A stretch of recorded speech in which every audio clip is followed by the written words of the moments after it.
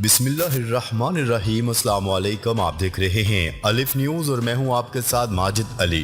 شامل کرتے ہیں آج کی ہیڈ لائنز۔ چین نے اروناچل پردیش کو اپنا حصہ دکھا دیا، بھارت میں مکمل خاموشی۔ ایران کو جوہری ہتھیاروں کے حصول سے روکنے کی صلاحیت ہمارے پاس ہے، اسرائیلی وزیر اعظم کی اقوام متحدہ کے فلور پر ایران کو دھمکی۔ اقوام متحدہ کی انسانی حقوق کونسل کے سیشن کے دوران کشمیر کے حق میں مظاہرہ۔ روس کا یوکرین جنگ میں شدت لانے کا فیصلہ، 3 لاکھ بھرتیوں کا حکم، شہریوں نے پڑوسی ممالک کا رخ کر لیا۔ Army chief general Qamar Javed Bajwa Karachi پہنچ گئے۔ چین اور افغانستان کے درمیان صدیوں پرانا روٹ بحال ہو گیا، پہلی کارگو ٹرین افغانستان پہنچ گئی۔ CNN کی خاتون صحافی کا اسکارف پہننے سے انکار، ایرانی صدر نے طے شدہ انٹرویو منسوخ کر دیا۔ 13 کروڑ کا الزام ہے، نیب کو کارروائی کا اختیار نہیں، نواز شریف نے احتساب عدالت سے ریلیف مانگ لیا۔ پاکستان اور دنیا بھر کی خبروں سے باخبر رہنے کے لیے الف نیوز کو سبسکرائب کر لیں اور بیل آئیکن کو کلک کرنا نہ بھولیے گا۔ ناظرین، اپنی آراء کا اظہار کمنٹ سیکشن میں لازمی کیجیے گا۔ ہیڈ لائنز آپ نے جانی، اب بڑھتے ہیں خبروں کی تفصیلات کی طرف۔ چین نے اروناچل پردیش کو اپنا حصہ دکھا دیا۔ اروناچل پردیش کو اپنا حصہ ظاہر کرنے پر مودی کی چین کے سامنے ایک نہ چل پائی۔ بھارت کو شنگھائی تعاون تنظیم کے اجلاس میں ہزیمت کا سامنا کرنا پڑا جب چین نے نقشے میں اروناچل پردیش کو اپنا حصہ دکھا دیا۔ ذرائع کے مطابق اپنے ملک کی اقلیتوں کے حقوق سلب کرنے والے اور خطے میں دہشت گردی کو فروغ دینے والے مودی نے چین کے سامنے چپ سادھ لی۔ شمالی سرحد سے بھارتی فوج کی پسپائی کے بعد چین کی طرف سے جاری کیا گیا خطے کے نقشے پر پراسرار خاموشی اختیار کر رکھی ہے۔ چین کی طرف سے جاری کیے گئے نقشے میں اروناچل پردیش کو بھارت کی بجائے چین کا حصہ دکھایا گیا۔ مودی سرکار اجلاس اور اس کے بعد جاری کیے گئے نقشے پر ایک لفظ نہ بول پائے۔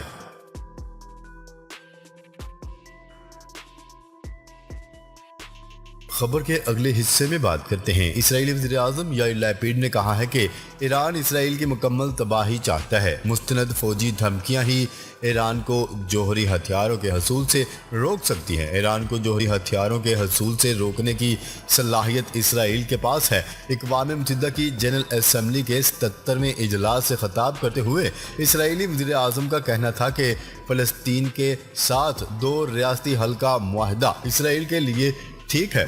فلسطینی ریاست کو اسرائیل کے لیے خطرہ نہیں ہونا چاہیے۔ اسرائیلی وزیر اعظم کا مزید کہنا تھا کہ ریاست فلسطین بننے کے لیے فلسطینیوں کو ہتھیار ڈالنا ہوں گے۔ حماس اور اسلامی جہاد فلسطین کے مستقبل کا حصہ نہیں ہونی چاہیے۔ اسرائیلی وزیر اعظم نے مطالبہ کیا ہے کہ انڈونیشیا، سعودی عرب سمیت تمام اسلامی ممالک اسرائیل سے تعلقات قائم کریں۔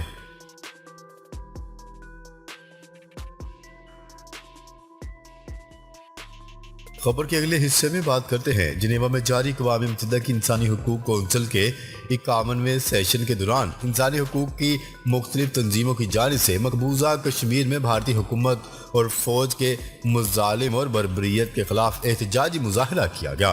مظاہرین نے مقبوضہ کشمیر میں بھارتی مظالم کے خلاف پلے کارڈ، کشمیری پرچم اور بینرز اٹھا رکھے تھے۔ ساتھ ہی مظاہرین کی جانب سے کشمیریوں پر بھارتی مظالم کے خلاف نعرے بازی بھی کی گئی۔ مظاہرین کی جانب سے اپنی تقریر میں مقبوضہ کشمیر میں بھارتی مظالم کو عالمی برادری کے سامنے اجاگر کیا گیا۔ مظاہرین نے مطالبہ کیا کہ اقوام متحدہ مقبوضہ کشمیر میں بھارتی فوج کے ہاتھوں انسانی حقوق کی خلاف ورزیاں رکوانے میں اپنا کردار ادا کرے۔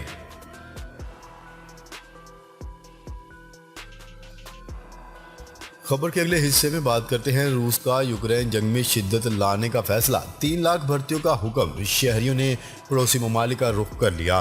روس نے یوکرین جنگ میں شدت اور تیزی لانے کا فیصلہ کرنے کے بعد فوج میں بڑے پیمانے پر بھرتیوں کا سلسلہ شروع کر دیا، جس کے بعد بہت سے روسی افراد نے پڑوسی ممالک کا رخ کر لیا۔ نیوز رپورٹ کے مطابق برطانوی خبرسا ایجنسی روئٹر اور موقر امریکی اخبار نیو یارک ٹائم کے حوالے سے بتایا گیا ہے کہ روس کی جانب سے شروع کی جانے والی بھرتیاں اعداد و شمار کے لحاظ سے جنگ عظیم دوم کے بعد کی جانے والی سب سے بڑی فوجی بھرتیاں ہیں۔ خبرسا ایجنسی کی رپورٹ کے مطابق روس کے صدر ولادیمیر پوٹن نے فوج میں 3 لاکھ مزید نئی بھرتیاں کرنے کے احکامات جاری کر دیے۔ امریکی اخبار کے مطابق جاری یوکرین جنگ کے خلاف روس کے 3 درجن سے زائد شہروں میں مظاہرے کیے گئے، جس پر کارروائی کرتے ہوئے 1300 سے زائد احتجاجی مظاہرین کو گرفتار کر لیا گیا۔ عالمی خبرسا ادارے کی رپورٹ کے مطابق روس میں پیدا ہونے والی اس صورتحال کے باعث نہ صرف فن لینڈ اور جارجیا کی روس سے ملی ہوئی سرحدوں پر گاڑیوں کا رش بڑھ گیا ہے، بلکہ روس سے بیرون ملک جانے والی پروازوں کے کرایوں میں بھی $5000 سے زائد کا بڑا اضافہ کیا جا چکا ہے۔ نیوز رپورٹ کے مطابق روسی حکام کا اس ضمن میں کہنا تھا کہ بڑی تعداد میں شہریوں کے باہر جانے سے متعلق خبریں بڑھا چڑھا کر پیش کی جا رہی ہیں۔ واضح ہے کہ یوکرین کے صدر زیلنسکی نے اقوام متحدہ کی جنرل اسمبلی سے ویڈیو لنک کے ذریعے خطاب کرتے ہوئے مطالبہ کیا ہے کہ اقوام متحدہ خصوصی ٹریبیونل تشکیل دے اور روس کو سلامتی کونسل کی ویٹو شپ سے بھی محروم کرے۔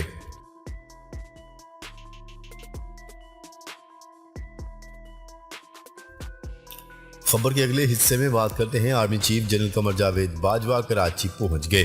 ISPR کے مطابق آرمی چیف سندھ کی سیلاب سے متاثرہ علاقوں کا دورہ کریں گے۔ پاک فوج کے شعبہ تعلقات عامہ ISPR کا یہ بھی کہنا ہے کہ سربراہ پاک فوج جنرل قمر جاوید باجوہ بدین میں ریلیف سرگرمیوں میں مصروف جوانوں سے بھی ملاقات کریں گے۔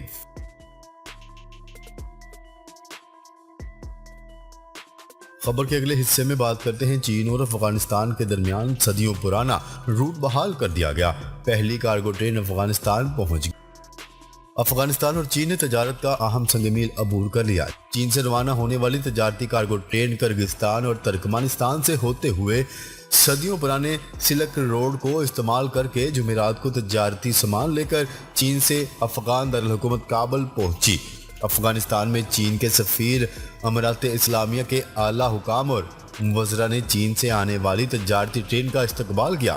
کرغزستان ازبکستان سے سلک روڈ کو استعمال کرتی ہوئی ٹرین 10 روز میں پہنچی ہے۔ دونوں ممالک کے درمیان تجارت کے اس صدیوں پرانے روٹ کی بحالی سے معیشت میں بہتری کی قوی امید ہے۔ یقینی طور پر اس سے دونوں ملکوں کے درمیان تجارت کا ایک نیا رستہ کھل گیا ہے۔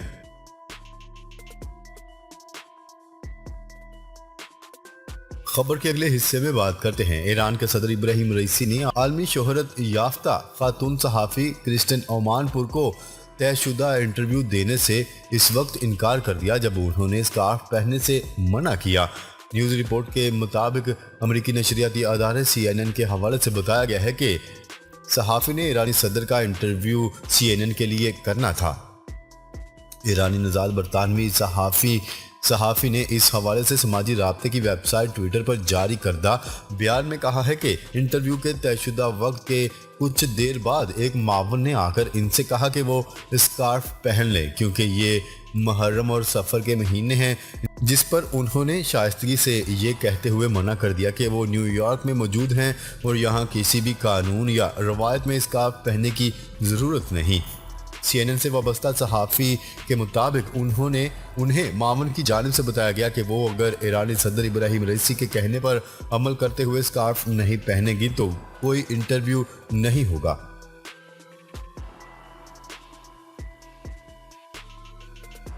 خبر کے اگلے اور آخری حصے میں بات کرتے ہیں۔ سابق وزیر اعظم نواز شریف نے نیب ترمیمی ایکٹ کے تحت احتساب عدالت لاہور سے ریلیف مانگ لیا۔ نواز شریف نے پلاٹ الاٹمنٹ کیس میں اشتہاری قرار دینے کے خلاف درخواست دائر کر دی، جس میں موقف اختیار کیا گیا ہے کہ نیب ترمیمی ایکٹ کے تحت نیب کو 50 کروڑ روپے سے کم مالیت کیس میں کارروائی کا اختیار نہیں۔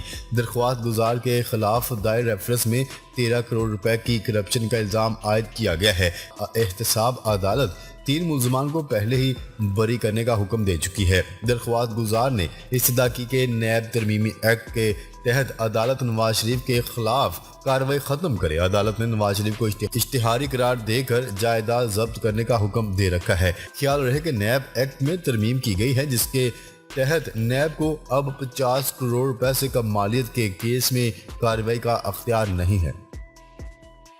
ناظرین اب تک کے لیے اتنا ہی، مزید خبریں لے کر بہت جلد آپ کی خدمت میں حاضر ہوں گے، تب تک کے لیے اپنا خیال رکھیے گا۔ اللہ نگہبان۔